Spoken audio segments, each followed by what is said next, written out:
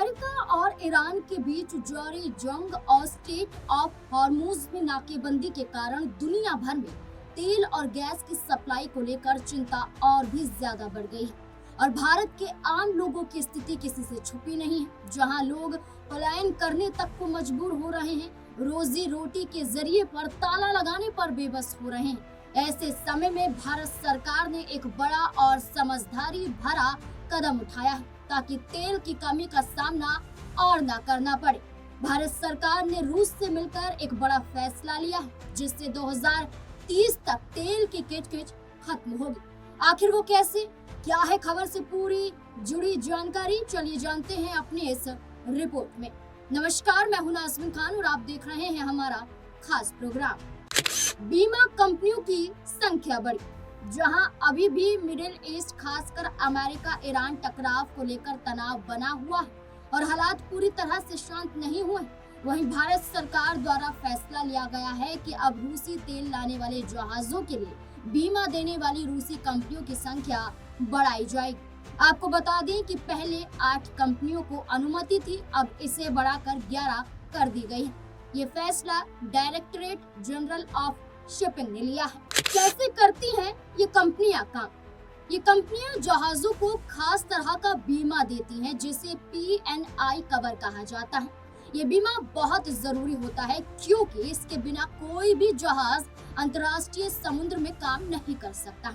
असल में रूस पर पश्चिमी देशों के प्रतिबंधों के कारण यूरोप की बड़ी बीमा कंपनियों ने रूसी तेल ढोने वाले जहाजों को बीमा देना कम कर दिया था। इससे भारत के सामने समस्या खड़ी हो गई थी, क्योंकि वे बड़ी मात्रा में रूस से तेल खरीदता है। अब भारत ने रूसी कंपनियों को मंजूरी देकर इस परेशानी का हल निकाल लिया है। कौन सी बड़ी कंपनियों को दी गई अनुमति?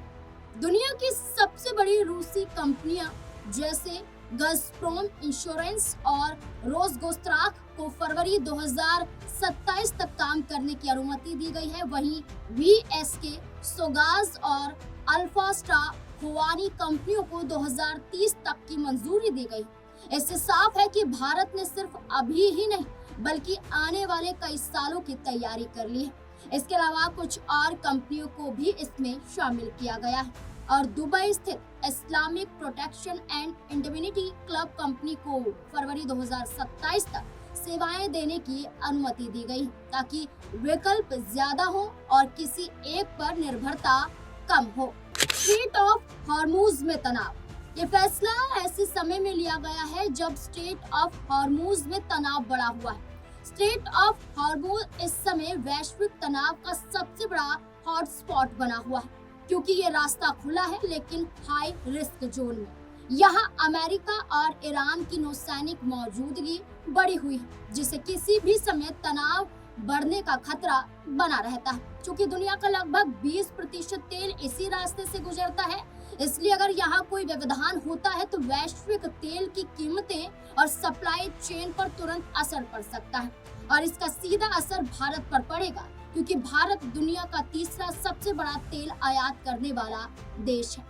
हाल के समय में उसने रूस से सस्ता तेल खरीदना बढ़ाया है। ऐसे में ये जरूरी था कि तेल लाने में कोई रुकावट न आए। भारत का ये कदम एक तरह से सुरक्षा कवच की तरह काम करेगा। इससे तेल की सप्लाई बनी रहेगी और देश की ऊर्जा जरूरतें बिना रुकावट पूरी होती रहेंगी। ट्रंप के सामने चुनौती या अवसर। जहां भारत सरकार ने तेल की किल्लत को खत्म करने के लिए बड़ा समझदारी भरा फैसला लिया है, वहीं दूसरी ओर मिडिल ईस्ट तनाव है कि खत्म होने का नाम नहीं ले रहा है। जहां ईरान के सामने दादा बनकर अमेरिका खड़ा था, वहीं अब भीगी बिल्ली की तरह दिखाई दे रहा है। दरअसल ईरान के साथ सीजफायर समझौते पर बातचीत के लिए अमेरिकी उपराष्ट्रपति JD वैंस आज पाकिस्तान जा सकते हैं। ये खबर जब तक आप तक पहुंचेगी, इससे जुड़ी हुई और जानकारियां सामने आ चुकी होंगी। आपको बता दें कि अमेरिकी वेबसाइट एक्सियोस ने 3 अमेरिकी अधिकारियों के हवाले से बताया है कि वैंस के वॉशिंगटन से इस्लामाबाद के लिए रवाना होने की उम्मीद है। उनके साथ स्टीव विटकॉफ और जेरेड कुशनर इस्लामाबाद जाएंगे। अभी इस बातचीत पर संकट बरकरार है, क्योंकि ईरानी डेलीगेशन के इस्लामाबाद आने की पुष्टि नहीं हुई। हालांकि वैंस के आने को ईरान की ओर से इस्लामाबाद आने के संकेत की तरह से देखा जा रहा है। अमेरिकी राष्ट्रपति डोनाल्ड ट्रंप ने बीते रविवार को ऐलान किया था कि उनकी टीम ईरान के साथ दूसरे दौर की बातचीत के लिए पाकिस्तान जाएगी। उन्होंने शुरू में वैंस के पाकिस्तान नहीं जाने की बात कही थी। बाद में व्हाइट हाउस ने साफ किया कि अमेरिकी डेलीगेशन की अगुवाई वैंस ही करेंगे। अमेरिकी डेलीगेशन के पाकिस्तान जाने के दिन में भी बदलाव हुआ। जहां ट्रंप ने पहले सोमवार को अमेरिकी प्रतिनिधि मंडल के जाने की बात कही थी, वहीं आज का दिन तय किया है। हालांकि ये अभी संभव नहीं लग पा रहा है, क्योंकि तेहरान का मानना है कि वॉशिंगटन के साथ किसी भी समझौते का कोई फायदा नहीं है, क्योंकि अमेरिका पहले भी अपने वादे से पीछे हट चुका है।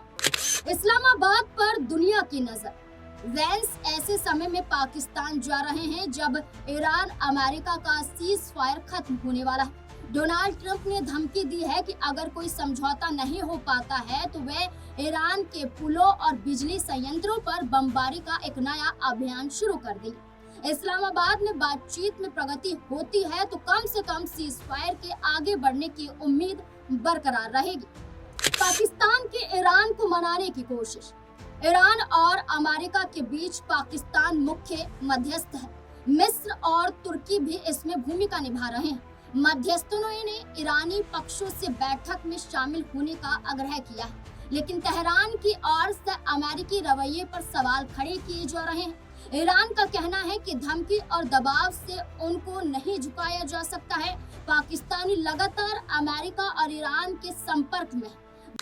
ईरान में IRGC चीफ और स्पीकर में तकरार बढ़ी।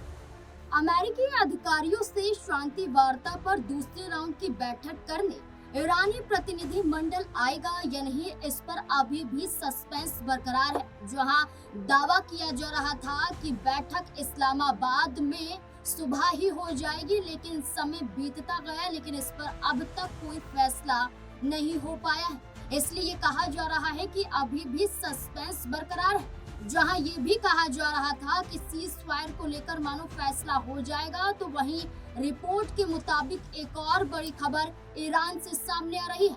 रिपोर्ट के मुताबिक ईरानी संसद के स्पीकर मोहम्मद वागर गालिबफ और इस्लामिक रिवॉल्यूशनरी गार्ड्स कॉर्प्स के commander major general Ahmad Vahidi के बीच झगड़ा होने की खबर सामने आई है। माना जा रहा है कि दोनों के बीच तकरार बढ़ चुकी है, जिसके चलते तनाव और भी ज्यादा बढ़ सकता है।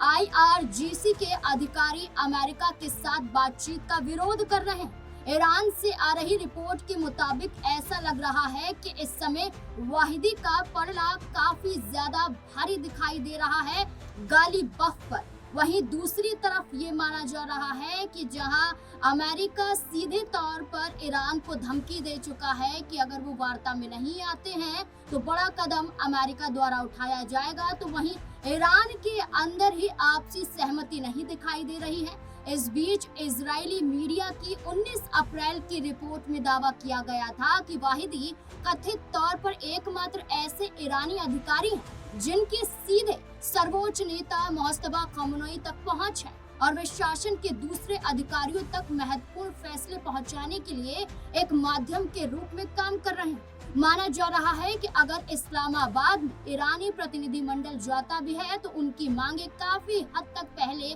जैसी ही रहेंगी। गौरतलब है कि अब देखना होगा कि दूसरे दौर की वार्ता हो भी पाएगी या नहीं, क्या शांति के आसार लग रहे हैं या फिर नहीं, ये मध्यस्थता काम आएगी पाकिस्तान की या नहीं, ये कई बड़े सवाल अभी भी पनप रहे हैं, क्योंकि अमेरिका के आगे ईरान भी झुकने को कतई तैयार नहीं है और दूसरी तरफ ट्रंप का अड़ियल स्वभाव भी नजर आता है। अब देखना होगा कि अहमद वाहिदी जो एक बड़ा रोल अदा करते हैं, क्या इस झगड़े के बीच क्या सुलह हो पाएगी या फिर नहीं। आपको क्या लगता है इस पूरे मुद्दे को लेकर? अपनी राय कमेंट सेक्शन में जरूर दें।